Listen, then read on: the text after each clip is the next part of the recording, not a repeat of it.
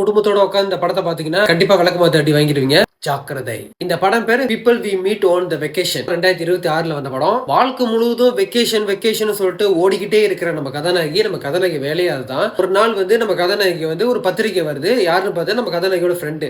சரி இந்த கல்யாணத்துக்கு போலாமா வேணாமான்னு யோசிக்கிற நம்ம கதாநாயகி சரி போ வேணாம். ஏன்னு பாத்தீங்க கல்யாணத்துக்கு போக வேணாம்னு நினைக்கிறாங்க பாத்துக்கிட்டீங்கன்னா அந்த ஃப்ரெண்ட் இருக்கான் பார்த்தீங்கன்னா அவனோட அண்ணன் தான் வந்து நம்மளோட ஹீரோ.